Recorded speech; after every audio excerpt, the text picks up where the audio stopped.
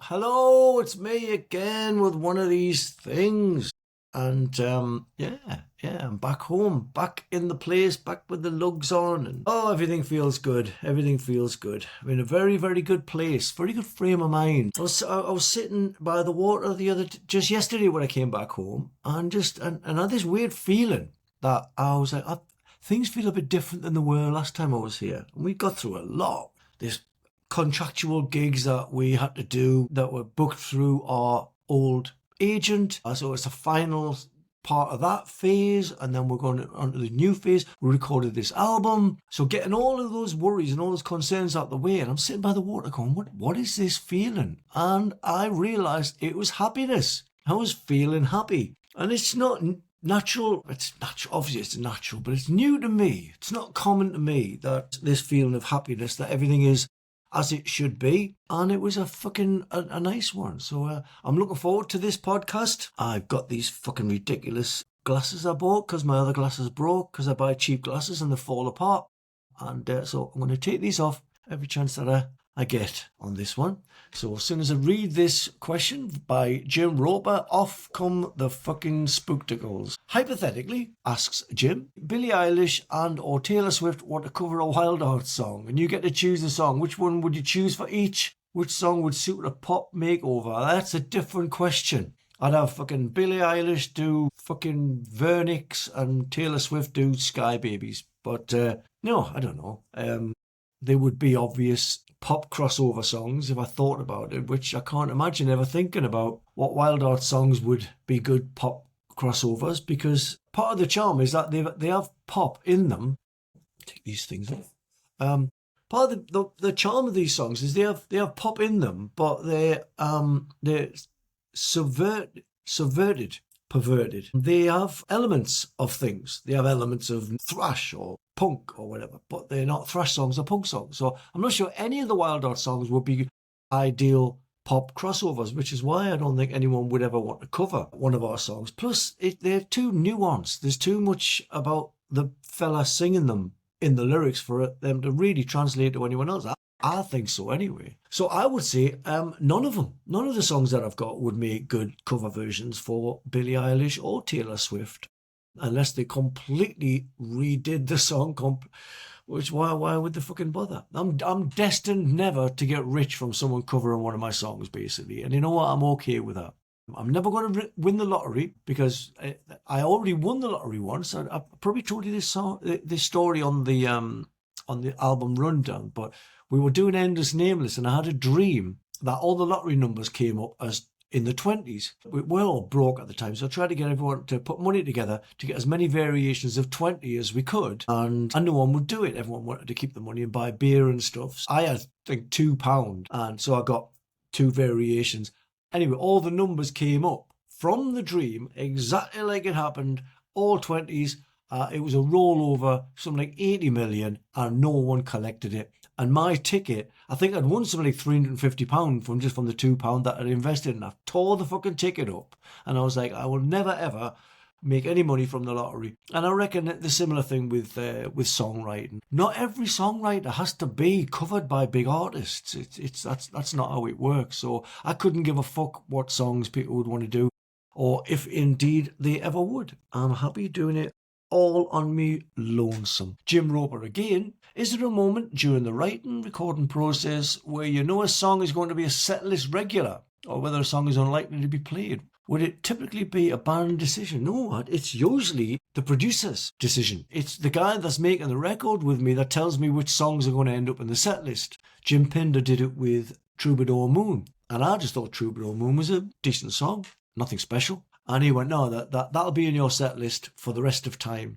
And it really took me back. I wasn't expecting that song to be anything. And he was right. And it will be in our set list. We play it really well. It always sounds good. It's really fun to play. So, like I say a lot, and I'm not sure that people think I'm trying to be glib or whatever, but I honestly don't know what other people see, the virtues or otherwise of the songs that I write and record. I'm just doing a service. I'm just following a process. And we get to the studio and people go, oh yeah, that's a single. That's going to be in the set list. That one's a weird one. And I'm like, oh, that's my favourite.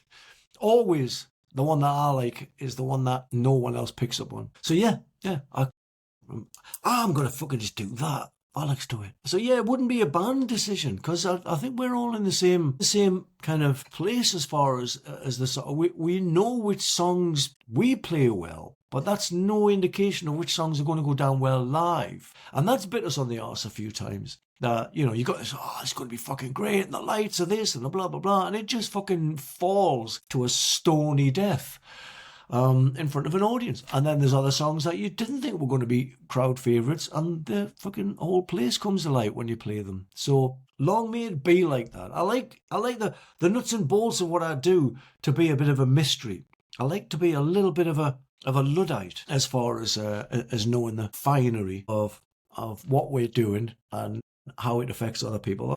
I like being a bit of a, for want of a better word, a retard. And I know it's a contentious word. People don't like it, but I'm very fond of that word. It doesn't really mean anything anymore. So yeah, I'm a bit of a retard as far as knowing what other people think. Here's a question by the Seas again. Now, the White Album. Why is this album not big like Foo Fighters? Please talk about writing, inspiration, recording process for this masterpiece. Also, who has the rights for it now and why is it not on Spotify? Oh, I don't know. It's back in the old days of Round Records. And there's been a few different people being involved in Round Records. And when you're independent and an independent company goes from hand to hand to hand, it's done. It's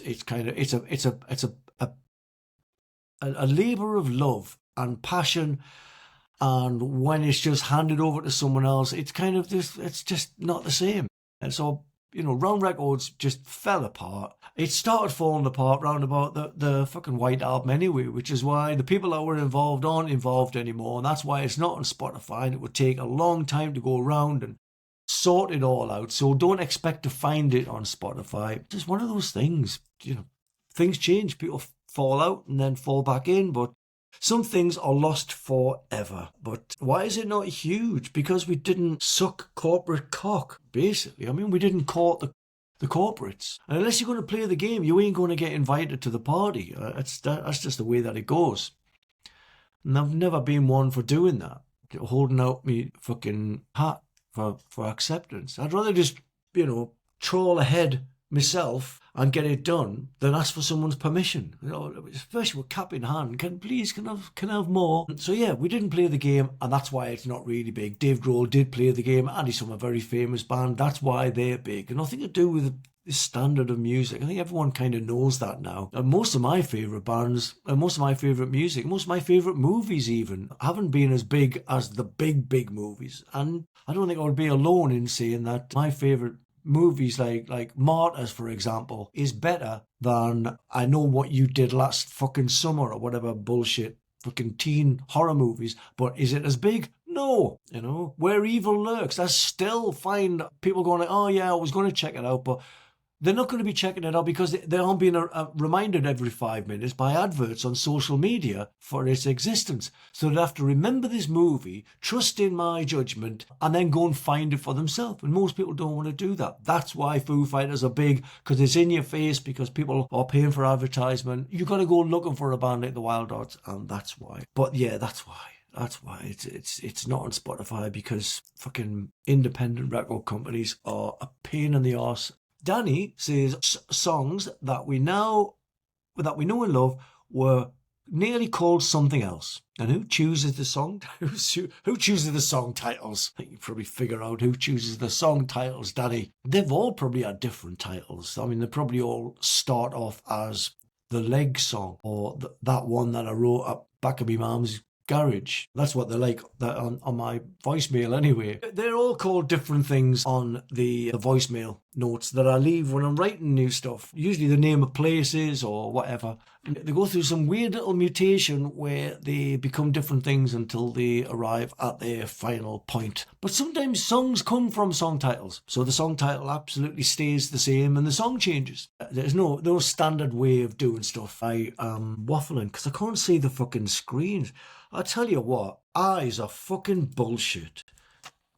You know, my eyes work really well for about 50 years. I'm 52 years. And then all of a sudden they stop working that well. And now they're not even shit and I've got to wear glasses all the time. They're kind of all right and kind of shit. So I've got to keep putting these fucking things on and off, which is a pain in the fuck. So yeah, whatever that was. Sorry, I'm in a really good mood and I feel like I'm not taking these questions seriously enough. So I'm going to put my happy head on and relax. Serenity now. When I win the lottery, you're never going to win the lottery, Fungal Bill. I'd like to make a TV documentary. It would be a fly on the wall as you and Maggie travel the world in search of music and peace. Are you in? And where would you like to go?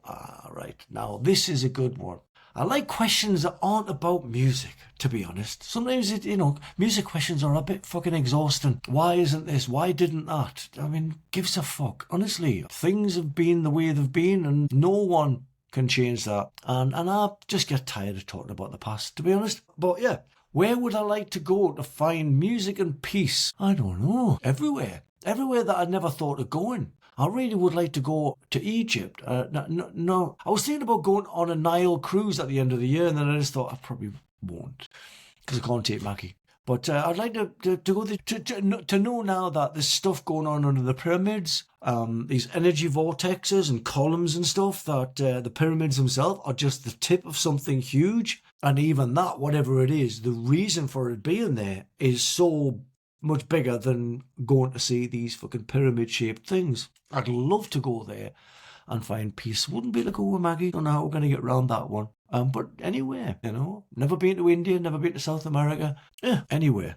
I don't really care. But make a TV documentary. If it involves you winning the lottery, then I don't have to worry about it because it's never going to fucking happen because the lottery is a con and you're never going to win. But yeah, if you do win, Fungal Bill, then yeah, you pick where we go. I wouldn't mind that being your choice. And you just tell me where we go. And more importantly, how we're going to get there and how I'm going to take Maggie. And I prefer not to fly because flying is fucking awful. Because I realised that from the last time of travelling to Sweden and back, that most of the cunts in the world exist going to somewhere and coming back. In the actual travel section of anything, there's so many cunts, so many power-crazed fucking maniacs that just want to ruin your day.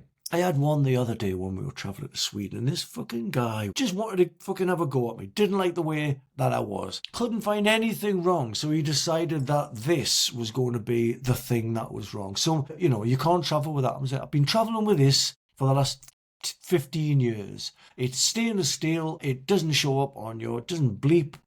It's fine. Well, you can't travel with it. Well, I'm not fucking taking it off, mate. Well, I'm going to have to get the manager. So the fucking manager came over and his boss came over, and they realised that they'd caused this scene that they had to get out of somehow. And they couldn't. And I'm saying, what is the problem? And this fucking guy's going, well, someone could rip it off your neck and slash someone with it. I'm like, with a fucking necklace? The fuck's someone going to slash someone with something that isn't a weapon? It might as well be a picture of a little thing of a gun. And everyone's going, we don't know what to do. And I went, okay, how about this? And they went, yeah, that'll do. Literally, I put it around the back of my fucking neck and all of a sudden everything was all right. I can't stand cunts like that, and I will go out my way if it takes a week to get there by fucking boat. I'd rather do that if there's not going to be any cunts there. But I just can't stand those sort of people. Power-crazed fucking idiots. It's going to be those kind of people that make me snap and lose my patience. And I don't want to lose my patience because I've worked hard at finding the fucking thing. Steve Pluck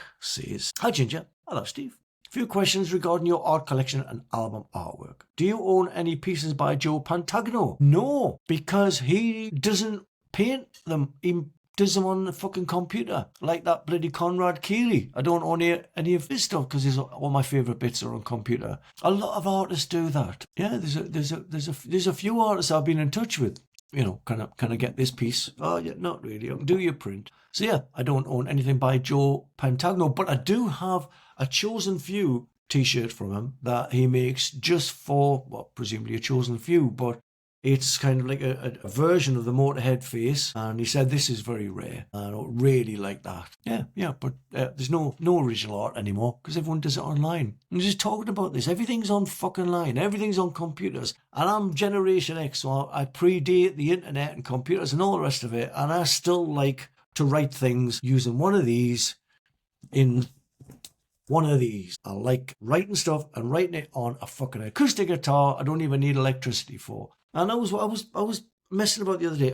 The world just seems full of orders now. Give us your face. We want to know what you look like. We want to know what you're doing. And I'm never going to subscribe to all that bullshit. So I'm just like, no, you're not getting any fucking information from me. So my screen went blank. And I went, is this how it's going to work? Is this how the dystopian future begins? How they take control or segregate the troublemakers from the subservient drones that they can control by threatening to turn the phone off? Imagine how much that would fuck a lot of people up. And I just realised, would I be okay if they turned my phone off? And I was very, very happy to realise that, yes, I would be. I'd be fine if they turned my phone off. If they turned this thing off, I just fucking wouldn't do podcasts, obviously. But is that how it would go? They'd start putting all of these ridiculous rules where they get, you're not allowed any privacy anymore. And your sense of self is thoroughly degraded to the point where you will do anything just to keep your mod cons and your comforts. And the rest of them are all sent to the street to start causing trouble, and then people just start shooting them off. And as soon as one person is killed, justifiably so, because they were causing civil unrest, that's it. It turns into fucking Gaza, and people will start getting killed. And in a year, people will go, yeah, I can't even remember when it wasn't like this. And it would solve all of the government's problems in a year. It just get rid of a load of people and chain all the other people to their modes of control. And obviously I wouldn't be either of them. I would be by myself in the fucking forest with Maggie and an acoustic guitar and a pad and a pen. But I remember that there was a time bands used to tour and there was no internet. You used to find out. You used to go to the pub. People used to go around people's houses. Communication didn't begin with fucking computers. And I still, even though this makes me sound like a fucking absolute old fossil, but I still just see this as being, it's flimsy. The amount of control that it has compared to how much you can trust it. I've written books on my laptop and the fucking hard drive's gone down and I've lost everything. And I've had experts try and find it and they go, I've no idea where it's gone. This is impossible. But you have somehow got rid of all of the evidence that you ever wrote a book. I've got pads written by fucking pens of my original songs, the first songs I ever wrote, because I just wrote them on a bit of paper and chucked it in a box, and it's still there, and they won't rot for my lifetime. So I'm glad that I don't completely trust the fucking digital world. I think it's fucking suspect, and I like to always be tested and to know that I'd be fine if it was all taken away. And I suggest that you do the same, because it's a fucking wobbly world out there. And I don't even know if I answered that question or not. Yeah,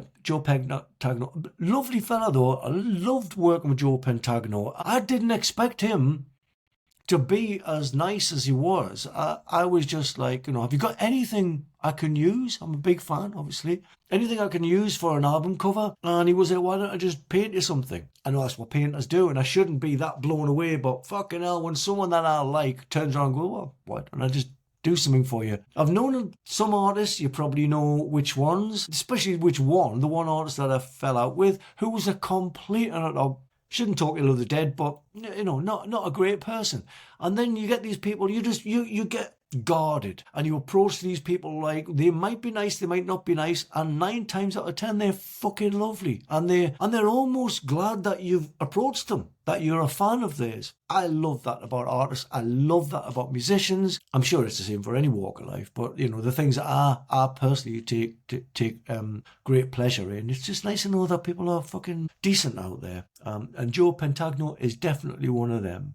Do you give an artist a brief or full artistic license? Do they have a chance to listen to the songs for inspiration? Well, a lot of times, Steve, they don't listen to the songs because the album hasn't been done. Artwork famously takes ages. I always, give twice as long for artwork completion, manufacturing, and all the rest of it than I do for recording. So a lot of the times I'm approaching artists before there's any music. So they get to hear the music with their artwork on the front. Do I give them a brief or full artistic license? A bit of both, really. When we were doing the 555 thing, I told my brain today is I'm off medication.